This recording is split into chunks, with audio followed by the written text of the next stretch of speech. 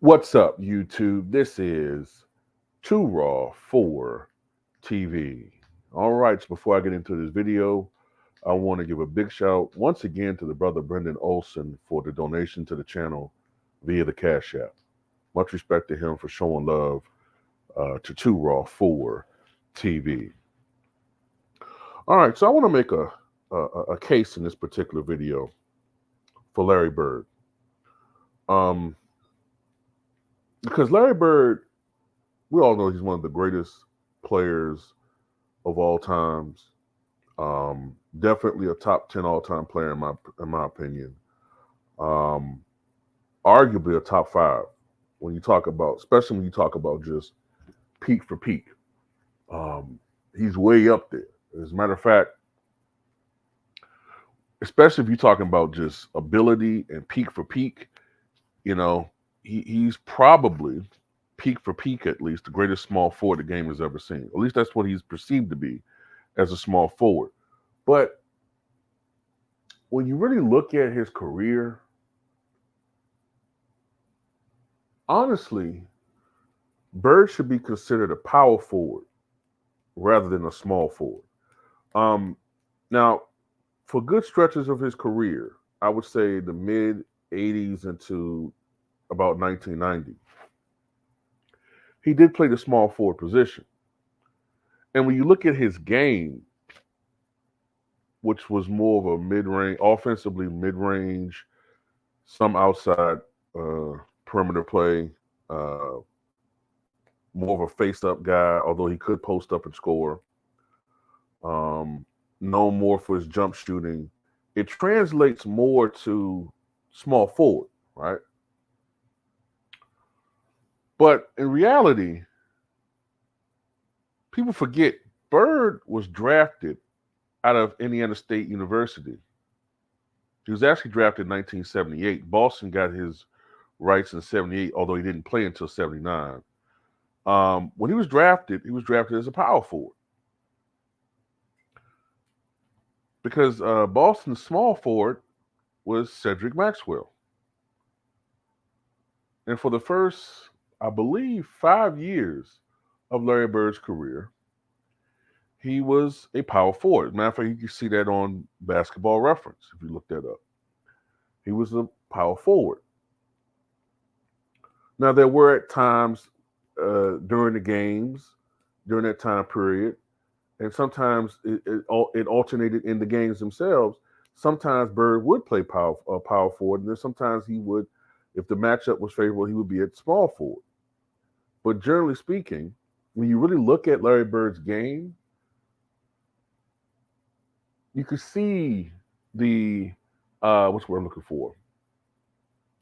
You could see the indications and the telltale signs that he was more power forward than small forward. For instance, Larry Bird for his career averaged 10 rebounds per game. Okay. Small forwards don't typically average double digit rebounds for their career. I mean, LeBron James has never had a season averaging double digit rebounds. And he is far and away, even at age 39, he's a better athlete than Larry Bird was in his prime. Although, when you look at Larry Bird in the context of a power forward, to be honest with you, his greatness gets even more heightened because the knock on him is that he wasn't the best ball handler. And people are always comparing him to perimeter players, Kevin Durant, LeBron James, although LeBron James' ball handling is overstated. I mean, the guy was, I don't know what he's averaging now, but he was averaging 6 turnovers a game in the Olympics, probably went down a little bit. He's not the best one-on-one defender.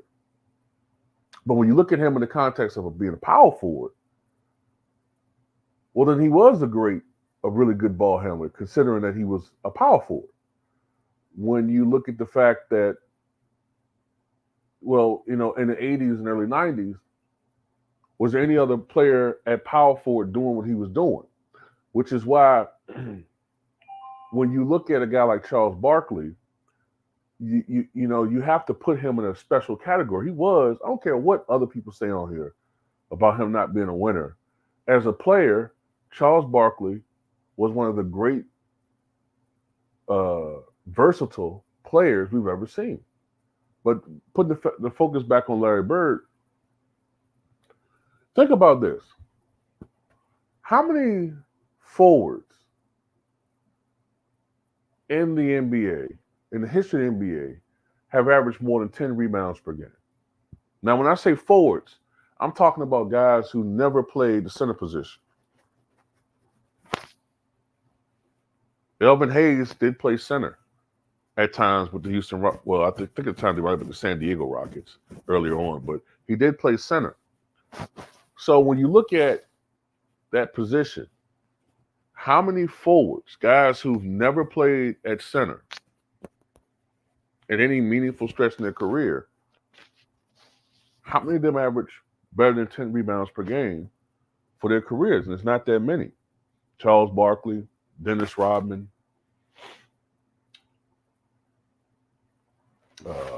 Dave DeBusschere, Larry Bird,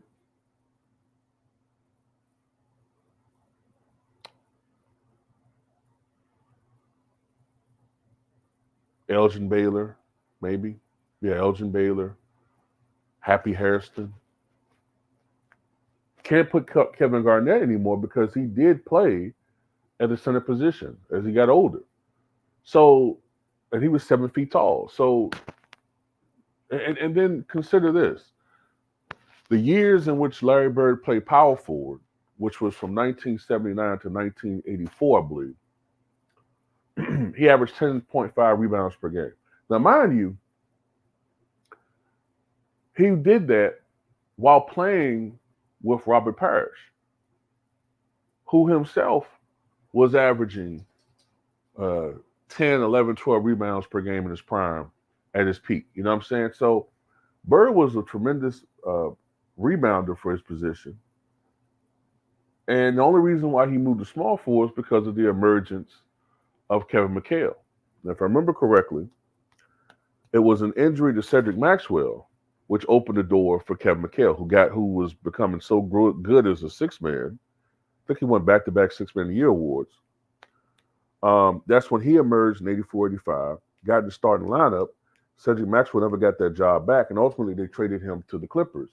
And that was it with Kevin McHale. That would push Bird to the small forward position because Kevin McHale was more of a natural power forward. And before the foot injury, Kevin McHale was an elite defender. Bird, for his position, no matter if he wasn't a great one-on-one defender, he was a tremendous help defender. And when he was in the post, well, Bird's athleticism, this is another thing too. Bird gets this reputation for being a horrible athlete. But look at Luka Doncic. Bird was far quicker. Look at Luka Doncic play defense. Especially look at his feet. And look at Larry Bird before the foot injuries. And Bird was a lot quicker than Luka Doncic. So this knock that, Larry Bird was this stiff. It's bull. He wasn't a stiff. Especially if you look at the context that he really was a power forward. And then, toward the end of his career, the last 2 years, I think, when Kevin McHale started breaking down, he started coming off the bench. Well, to be honest with you, even though Bird was listed as small forward, he really was playing power forward a lot of times. Remember, he turned into a facilitating power forward, passing out of the paint, although he wasn't always staying in the paint. But, technically, even the last couple of years, he was really playing power forward more than small forward. Even Michael Jordan once said about Larry Bird, quote, "Larry is far better than any small forward who ever played the game. And to be honest, I'm still not sure if he is a small forward or a power forward." So what I'm really trying to get at is Larry Bird was a precursor to today's stretch four. That's basically what he is. And that's the model that he should be looked at. And that's why I think in today's game, he resonates so well with fans because basically he was that precursor to the stretch four. You know, Rick Barry came before him.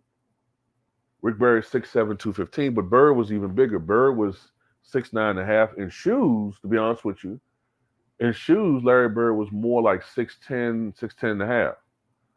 So he was the precursor to that power forward, a guy who could shoot from the outside, although he was more of a mid-range shooter and scorer. Unbelievable range, clutch, um, rebounded well, passed well. Uh, you know what I'm saying? Um, as a matter of fact, now I want to emphasize this rebounding.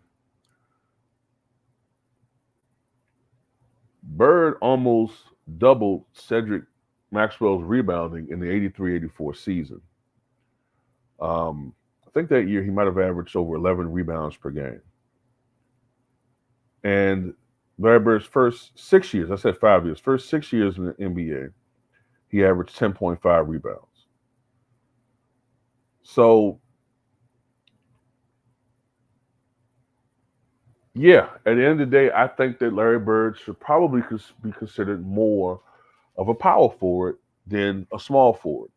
Another thing, people always say, well, Larry Bird often didn't guard the quickest guys on his team. Well, to be honest with you, Larry Bird usually tended to guard more or less power forwards. Although there were times when he was switched off and he was guarding other people. He was sometimes, we see the highlight of him guarding Michael Jordan for, and Jordan does a little move and scoring him with a 6 3-point game. Yeah, we saw Bird guarding Pippen. We saw him guarding small. But generally speaking, a lot of times Larry Bird would guard power forwards and sometimes centers. Now, he did a good job, or at least he tried his best guarding perimeter guys, but he was more comfortable guarding oftentimes power forwards. And a lot of times, McHale will be guarding centers. You know what I'm saying? Or sometimes McHale would just sort of be in I guess, well, you couldn't just stand in the paint back then, but McHale kind of was more of a paint patroller, guarding who's ever the nearest proximity man to him. Oftentimes it was centers, but then sometimes it would be, you might see McHale go out and help and guard a Dominique Wilkins or whatever the case may be. But Bird didn't always guard, and usually, especially the earlier, as he got older, I should say, he didn't guard the more athletic players on his team, but it was really because, you know what I'm saying, he was not a perimeter guy, even though his game sometimes translated to that.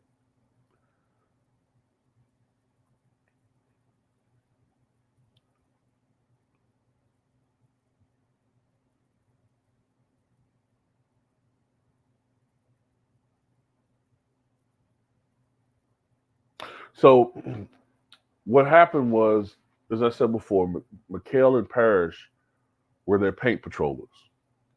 They were the shot blockers who would sometimes roam out and help. But Bird was more or less a help defender. And that's what made them so dangerous as a team. That's why they're considered the greatest front line ever. They were the paint patrollers. Um, and Bird pretty much roamed along the baseline. And that's why, and then you had, don't forget, after 83, they had DJ. So that's what made Boston such a formidable team for so many years. And when you look at the resume, now look, technically, Tim Duncan should be considered the greatest power forward, right? But don't forget, about half his career, he was really a center. So yeah, when you look at Tim Duncan's resume, the 5 championships, the 3 Finals MVPs, he should have had a Defensive Player of the Year award. Yeah, so I don't know if you could really seriously contend with Tim Duncan for a GOAT power forward, but Bird should be in that conversation. He really should. Because at the very least, you should have Bird as a combo forward rather than just as a small forward. Whereas LeBron James, yeah, you notice people don't mention this, but the last few years since the bubble, LeBron hasn't been playing small forward. He's been playing power forward and center. But he go down as one of the great small forwards of all time. All I'm saying is that Larry Bird spent a greater percentage of his career actually playing power forward rather than small forward. So anyway, that's all I got to say about this. Tell me what you guys think.